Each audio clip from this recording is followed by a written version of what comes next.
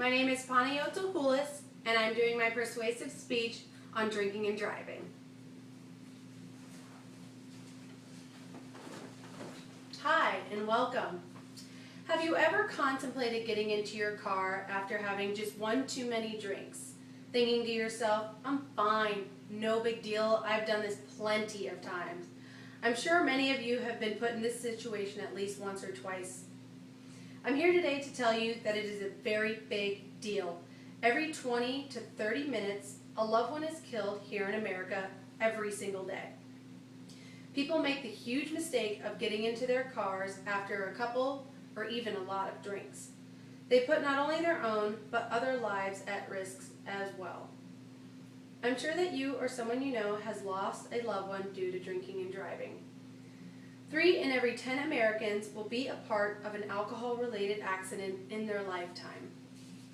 This is why it is so extremely important to get these facts out there and inform people the dangers of getting into their car while intoxicated, or even getting into the passenger seat while the driver has been drinking. Not only are you saving your own life, but others too. We have all been there. The weddings, the football game, the bachelorette party, or the birthday party. Whatever the occasion, alcohol is always around us more than you think. These events usually take place at nighttime, so most fatal crashes occur between midnight and 3 a.m. The deciding factor of when it is time to go home is when your judgment is usually impaired when you have been drinking.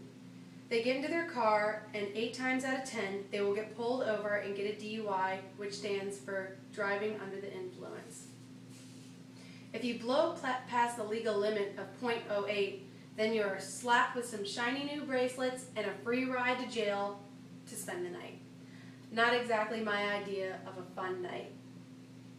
Not to mention court dates and thousands of dollars in fines. And to top it all off, you get your license taken away. Ouch. Not only can you get a DUI, but you can get into an accident and seriously injure yourself or others. Alcohol impairs judgment, which leads to making wrong decisions. You could get away with it this time, but the next time could very easily be your last. Not only does it affect you, but it affects other families as well. I personally have lost a close friend due to drinking and driving, and it is the worst news that you could ever have to share with someone. Many people are killed every single day from drinking and driving accidents. And just in 2008 alone, there were over 31,000 fatalities just in the United States and just over 11,000 alcohol-related injuries. On average, there was a death every 48 minutes in America.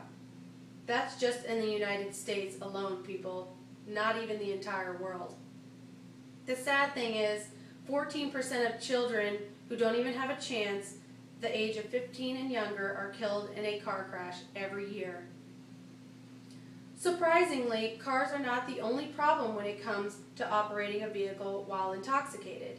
Motorcycles are also another big issue, along with boaters, who think they have plenty of room on the water to maneuver around if they've had a couple of drinks or a lot. Wrong. Even people on horses have been convicted of DUI while being intoxicated, and even bicycles too. You can get your license taken away for up to a whole year if you fall victim to this. So you might ask yourself, what can you do to prevent these things from happening to you and other drivers on the road? The solution is so simple, and many of us don't even take advantage of it. Drunk driving, like other social problems, resist simple solutions. It's just as easy as taking a cab ride home. If you do not want to spend the money, you can even call a friend or that close relative that will save you at 2 a.m. when you need a ride. I'm sure they would much rather see you get home safely than to get hurt or hurt somebody else on the road. It's as simple as that. If you know someone has been drinking, then do something about it. Don't sit back and think about it. By the time you do, it's probably too late, and they've already driven away. Take their keys away from them in the beginning of the night, especially if you know somebody with a drinking problem. Planning ahead is always the safest step to take for having a fun night out and not having to worry about it later on how you're going to get home. If you decide to be the designated driver of the night, limit yourself to 1 or 2 drinks, or none at all, and make sure you drink plenty of water. Drinking and driving is completely and 100% preventable. It is a personal choice that anyone can make. I would like to bring one last thing to your attention. With all the things that I have talked about today, why it is so important to not drink and drive, I hope we can all take a step back and think to ourselves, is it really worth all the risks that you've heard about today? No, it's not. Think about it. You can save yourself literally tons of money. It harms not only you, but others around you as well. I feel as if I can't say it enough. You are left with a DUI on your record, and trust me, people, that does not look good. The only person that can stop these things from happening is you. If you're like me, you have been put in these situations before where you did not think twice about getting behind the wheel. I realize it is not safe nor smart, and I hope you feel the same way as well. It is important that we continue to reach out and get this message across to as many people as we can. The more people that take a second to just lend their ears to this information, the more they sit back and think twice about getting into the car with someone who has been drinking and take their keys.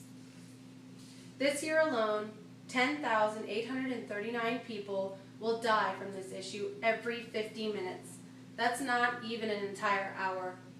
The next time you decide to take control of a vehicle after a long, fun night of drinking, you might want to consider these dangerous and deadly consequences before taking matters into your own hands. You might just save somebody's life. Thank you.